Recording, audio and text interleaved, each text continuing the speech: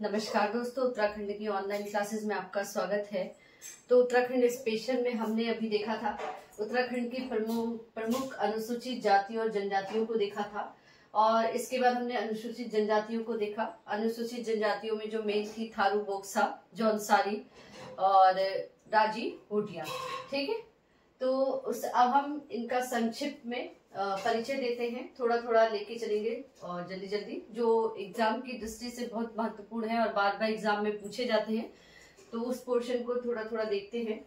तो देखिए, उत्तराखंड की प्रमुख जनजातियों में सबसे पहले आता है जौनसारी।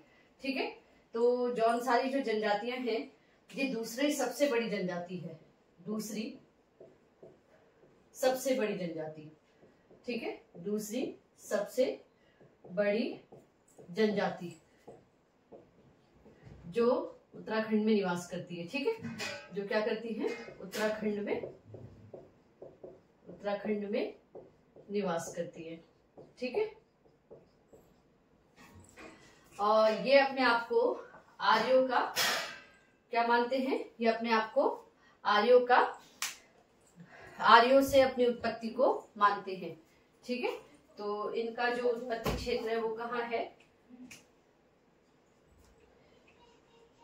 इंडो आर्य परिवार से। ठीक है, इंडो आर्य परिवार से अपने आप को उत्पन्न मानते हैं। ठीक है, तो देखिए, उत्तराखंड की दूसरी सबसे बड़ी जनजाति जो उत्तराखंड के क्षेत्र में निवास करती है, और ये अपने जो है ये फेमस क्यों है, तो अपने समुदायों के लिए, अपनी संस्कृति के लिए, अपनी परंपराओं के लिए। ठीक है, अपनी वेशभूषा, अपनी संस्कृति,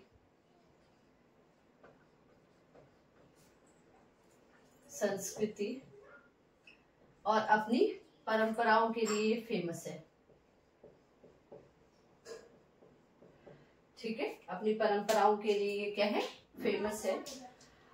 तो देखिए, दूसरी सबसे बड़ी जनजाति है, इंडो आर्य परिवार से अपनी उत्पत्ति ये मानते हैं। ये अपनी वेशभूषा, अपनी संस्कृति और अपनी परंपराओं के लिए फेमस है। और इनका जो मेनली सबसे ज्यादा ये जहां पाए जाते हैं, सबसे ज्यादा देहरादून में। ठीक है, और देहरादून में कहाँ पे आपके हैं, चक्राता, कालसी।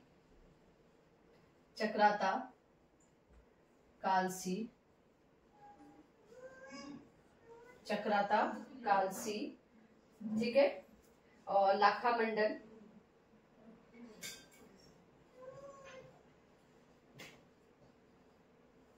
ये इनके प्रमुख क्षेत्र हैं।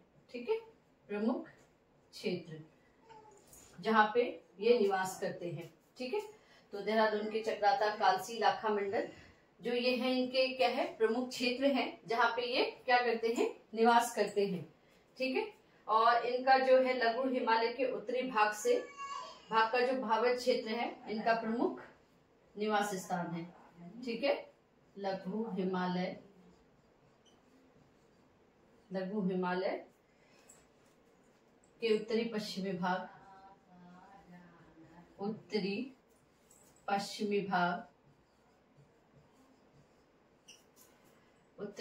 के भावर क्षेत्र में क्या करते हैं, ये निवास करते हैं। और मुख्यतः ये देहरादून वाले इलाके में, देहरादून वाले क्षेत्र में ये क्या करते हैं, इनके प्रमुख निवास स्थान है। ठीक है, ये क्या है, इनके प्रमुख निवास स्थान।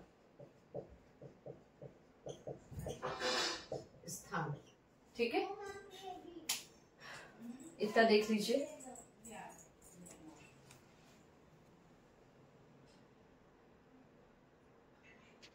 तो देखिए, जौनसारी बाबर की मुख्य भाषा क्या है, जौनसारी। ठीक है, यहाँ की मुख्य भाषा क्या है, जौनसारी। लेकिन इसके अलावा कुछ क्षेत्रों में बाबरी भाषा, देवघर में देवघारी भाषा और हिमाचल में हिमाचली भाषा भी बोली जाती है।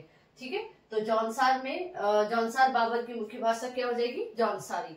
और जौनसार बाबर क्षेत्र में कुल 39 खते यानी कि 39 पट्टी और 358 राजस्व गांव हैं। ठीक है, 39 खते मतलब पट्टी और 358 राजस्व गांव हैं। ये लघु हिमालय का उत्तरी पश्चिम भाग का भावर क्षेत्र है।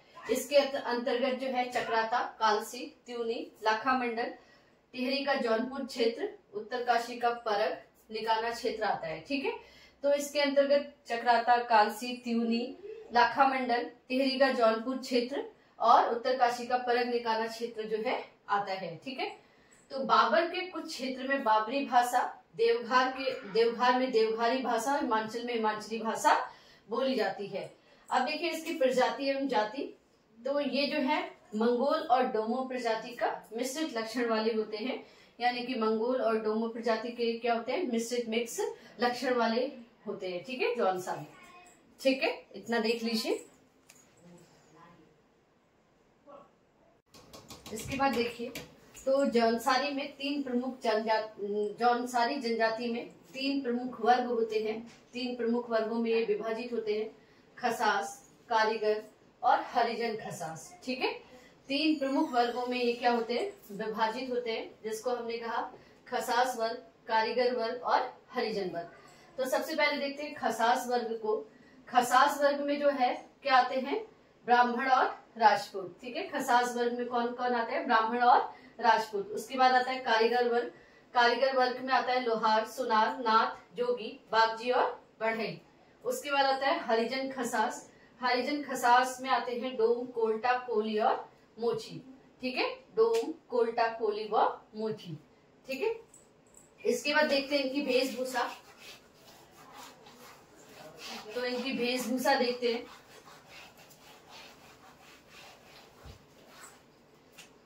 नेक्स्ट टॉपिक आता है वेशभूषा। ठीक है, तो इनकी वेशभूषा,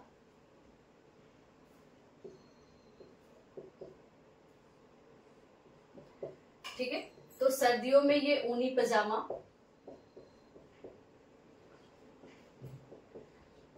ऊनी पजामा जिसे हम झंगोली कहते हैं, झंगोली, और ऊनी टोपी। ठीक है, ऊनी टोपी को हम कहते हैं डिगुबा। कभी कभी क्वेश्चन पूछा जा सकता है कि जौनसारियों की ऊनी टोपी को क्या कहते हैं, तो डिगुबा, और ऊनी पजामे को क्या कहते हैं, झंगोली। ठीक है, और इसके साथ इसमें होता है ऊनी कोट। ठीक है, इतना देख लीजिए।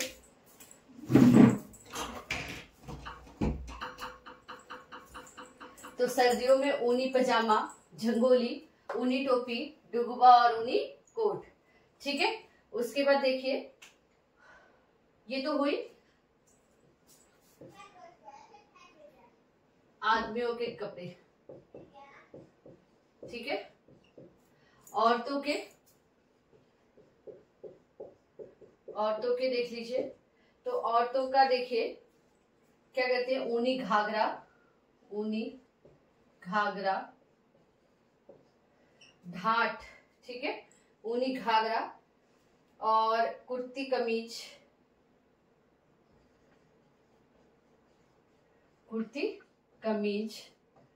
ऊनी घाघरा, कुर्ती कमीज, और कुर्ती कमीज को कहते हैं झगा। क्या कहते हैं, झगा।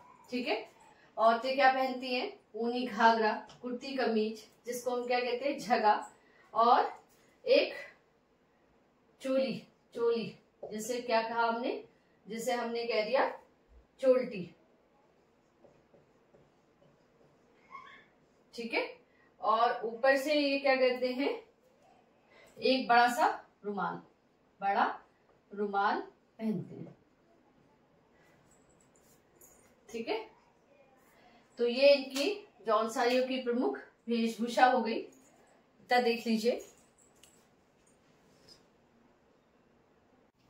इसके बाद देखिए इनकी सामाजिक संरचना।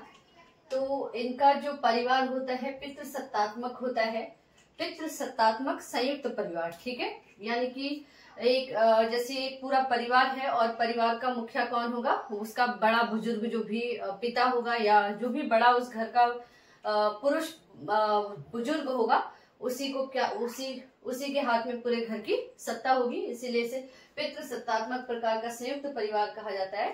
ठीक है, इसमें पहले जो है बहुपति विवाह प्रथा का प्रचलन था, लेकिन अब ये इस समय में ये विवाह जो है वो विलुप्त हो चुका है।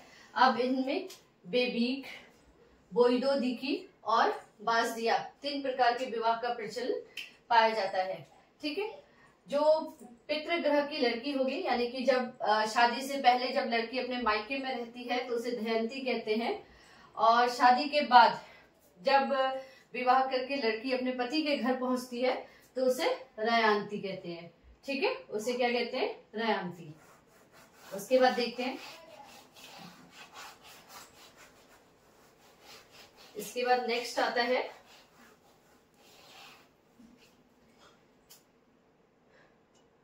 धर्म। तो ये लगभग सभी हिंदू धर्म को मानते हैं। ठीक है, हिंदू धर्म को मानते हैं। इनके जो मुख्य देवता हैं, मुख्य देवता जिनकी ये पूजा करते हैं तो वो है आपके महासु, वसिक, बोठा, महासु, वसिक, बोठा। ठीक है, महासु, वसिक, बोठा, पवासी और चोलदा, पवासी व चोलदा। तो ये इनके क्या है? प्रमुख देवता, प्रमुख देवता।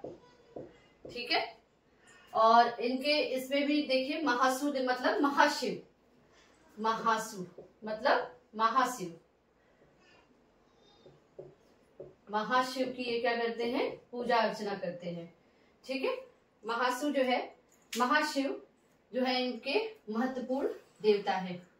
ठीक है, उसके अलावा देहरादून में जो आपके जौनसारी लोग रहते हैं, ये पांडवों को अपना वंशज मानते हैं, पांडवों को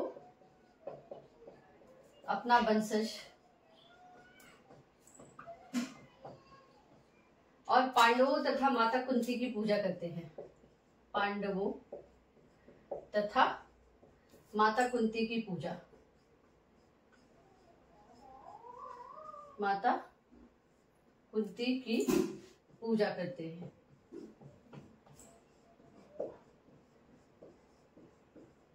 ठीक है, तो जौनसारियों का जो मुख्य धर्म है वो है हिंदू धर्म है। इनके मुख्य देवता महासु देवता, वशिक देवता, बोठा, पवासी व चोलदा प्रमुख देवता है। महासु मतलब महाशिव, तो ये महाशिव की भी पूजा अर्चना करते हैं। और देहरादून में जो भी जौनसारी लोग रहते हैं वो पांडवों को अपना वंशज मानते हैं तथा पांडवों की पूजा करते हैं। पांडवों के साथ उनकी माता कुंती की भी ये पूजा अर्चना करते हैं। ठीक है, इनके जो मंदिर होते हैं पत्थर और लकड़ी के बने होते हैं, पत्थर व लकड़ी के बने होते हैं। ठीक है, लकड़ी के बने। ठीक है, तो इनके मंदिर किसके बने हैं? पत्थर और लकड़ी के बने हुए होते हैं, और इनके मंदिरों को हम कहते हैं हनौल। ठीक है, हनौल। तो हनौल इनका प्रमुख पूजा स्थल है। ठीक है, हनौल क्या है? इनका प्रमुख तीर्थ स्थल है, प्रमुख तीर्थ स्थल। हनौल इनका क्या है? प्रमुख तीर्थ स्थल है। तो क्वेश्चन पूछा जा सकता है कि हनौल जो है किसका प्रमुख तीर्थ स्थल है? तो जौनसारियों का, या जौनसारियों का प्रमुख तीर्थ स्थल क्या होता है? हनौल। ठीक है,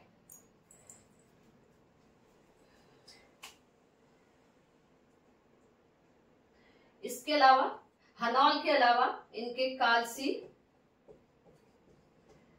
लाखा मंडल, हनौल के अलावा कालसी, लाखा मंडल और थैला में भी इनके प्रमुख मंदिर है।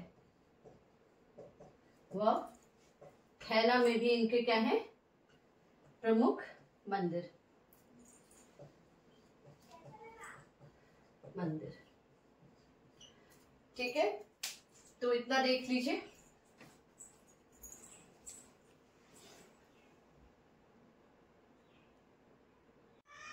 जौनसारी में देखिए अब सांस्कृतिक गतिविधियां, तो सांस्कृतिक गतिविधियों में इनके जो 5 त्योहार है, बिस्सू जिसे बैसाखी कहते हैं, पांचू मतलब दशहरा, माघ त्योहार, नूड़ई, जागड़ा, अठोई जिसे जन्माष्टमी कहते हैं, इनके क्या है प्रमुख त्योहार है।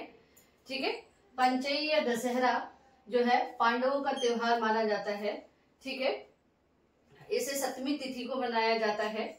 उसके बाद आता है जागड़ा, तो जागड़ा में जो है महासु देवता की पूजा अर्चना की जाती है और महासु देवता की मूर्ति को टोस नदी में ले जाके स्नान कराया जाता है और वापस आके मंदिर में रख दिया जाता है। ठीक है। तो टोस नदी में ले जाकर इसमें नदी में स्नान कराया जाता है महासु देवता को। और ये पर्व जो है वो कब मनाया जाता है, भादो माह में। तो सांस्कृतिक गतिविधियों को आगे नेक्स्ट वीडियो में हम डिस्कस करेंगे। आज के लिए इतना ही।